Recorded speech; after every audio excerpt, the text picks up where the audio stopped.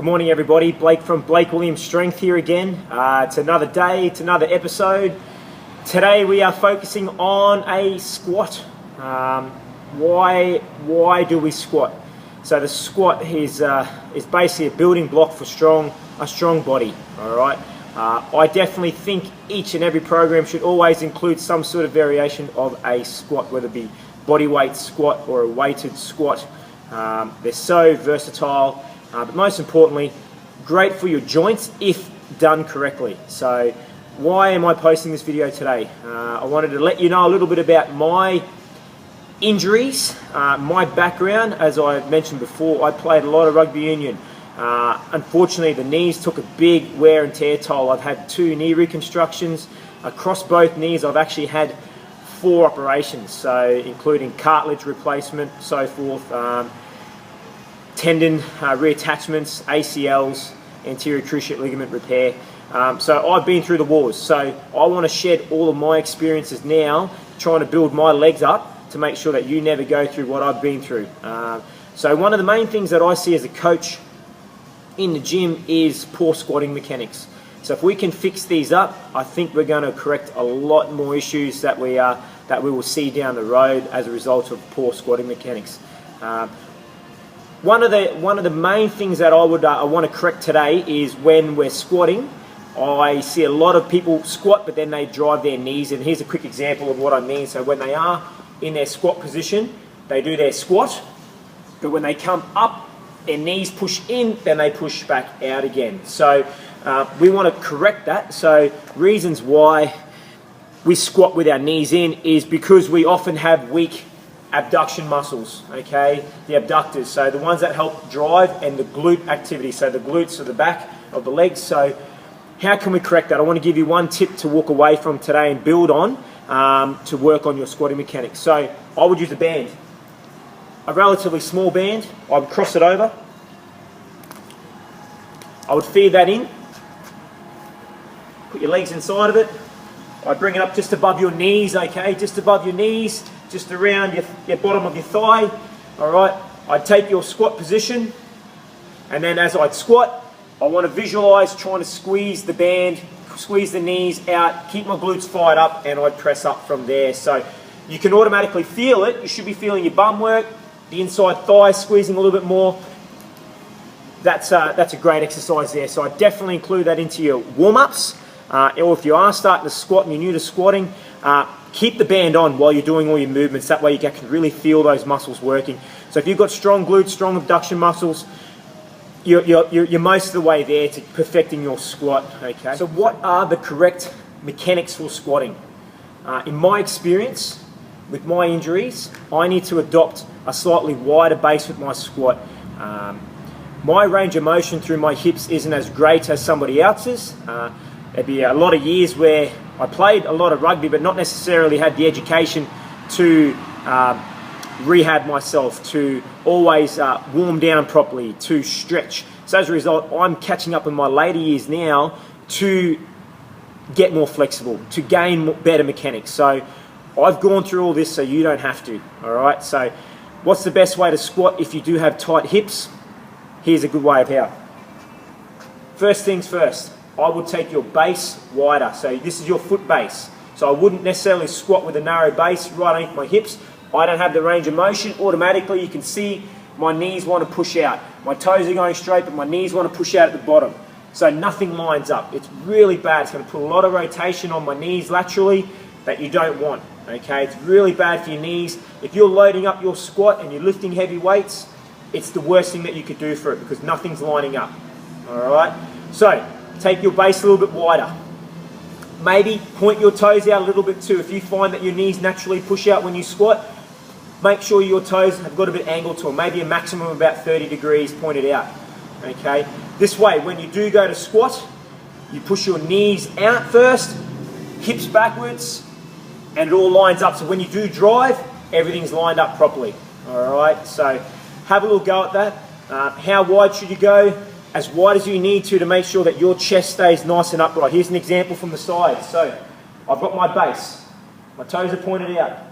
I'm squeezing my knees out. Hips come backwards. I can sit down into my hips and I can keep a nice vertical chest into my squat. Another good cue is to keep your hands up in the air. So hips back, knees out, getting down nice and deep, coming back up. Beautiful. Give that a little whirl. So let me talk you through some progressions of the squatting. How would I start out a beginner squatting?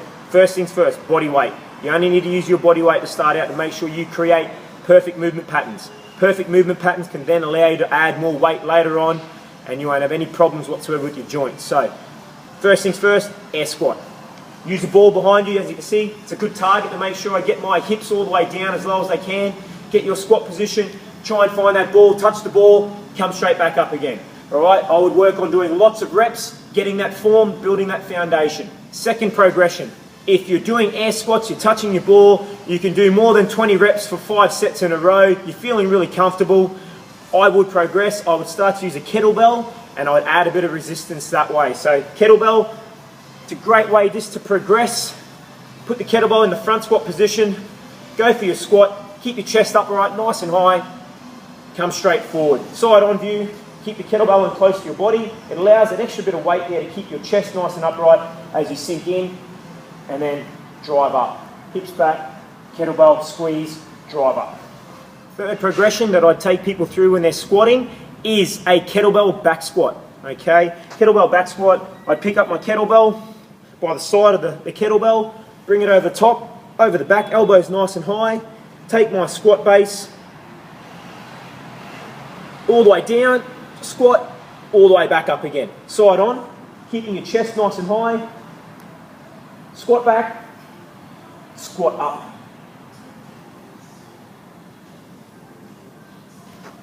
Bring it back down the side, so forth. That's a great progression. It sets you up nicely to create a nice, good upright chest position before we then progress to our last progression, which will be the barbell squat, which is ultimately where we're all trying to get to. Next progression, barbell squat. I've got a 15 kilo bar on my back. I take my same squat base, I've got a ball underneath me to make sure I'm getting the correct depth. Chest is nice and upright, I've got a good grip on this barbell. I'm trying to squeeze my muscles of my back to keep that bar nice and firm on the back of my shoulders, okay? Same mechanics, hips backwards, knees push out, feet nice and flat, all the way down the ball, drive straight back up again, okay? So I'd be working on doing lots of reps as well before we add lots of weight, okay? So push hips backwards, chest upright, come forward. Here's a side on view for you. Same base, looking straight forward, if not slightly upwards, okay? Got a good strong chest position, back's working, hips come back, knees out, chest doesn't move, stay upright, okay? What we don't want to see, we don't want to see your chest fall too far forward and then you're just using your lower back to come up. Make sure you squeeze your bum, hips back, squeeze your bum, chest upright, and drive it up. Cool. So there's probably one more progression that I'd like to add there. If you're absolutely 100% confident with your back squatting where the bar sits across the back of your shoulders, the next squat variation that I would show you is a front squat. So it's very similar to the goblet squat we used earlier on with the kettlebell, but this time we're going to use the barbell that I've got right here, and we're going to lay that across the front of our shoulders, and we're going to create a platform for ourselves, a nice shelf, and then we're going to try and squat that way. So why do we squat more with the bar on the front? It's definitely more for working your core, okay? So the legs are always going to play the same role, but predominantly you're going to be working your core a lot more than you would have if the bar was on your back, okay? So here's a quick little version for you here, quick little look at how to do it. Bar up on the shoulders. Now if you've got the range of motion to get your elbows high and forward, do so. So you want to try and get your elbows in front of you, do so. If you can't, the alternatives may be just to put the bar across your shoulders, like so, and just keep it on your shoulders. Alright, so looking to use that ball again, get your squat base, same mechanics, hips back, knees out, chest upright, drive it up. Nothing changes. If anything, you are teaching yourself to try and keep your chest as upright as possible. That's the key, chest as upright as possible. If you can do that over a lot of repetitions, I would start to add the weight, but you're well on your way to a successful squat and long-term, hopefully pain-free joints, strong joints, and a nice healthy body. So there we go, everybody. We've quickly covered some progressions. They're the progressions that I would use predominantly when I'm taking someone through some squats and they've never squatted before, or perhaps they may have some bad mechanics and I'm looking to address that. Look, there might be some other problems out there as well, but that's the big things that I see. The knees pushing in, so we've alleviated that, so we use a band. So we try and get those glutes to work a little bit more. These aren't all the exercises that you can do to get stronger, team. There are plenty more exercises you can do, but there's some great basics. You don't need a lot of equipment for, don't need any fancy machines, but at least you can start to get stronger and rehab yourself, and you're well on your way to a strong body, strong joints, which ultimately you live a stronger life, of course. So if you've got any questions about today, any of the movements that I showed you, maybe if you want to post something that potentially you're having troubles with. It may not be that you might be keeping your knees out. It might be that you can't keep your knees in, or it might be some other issue. If you've got any issues whatsoever, hit me up.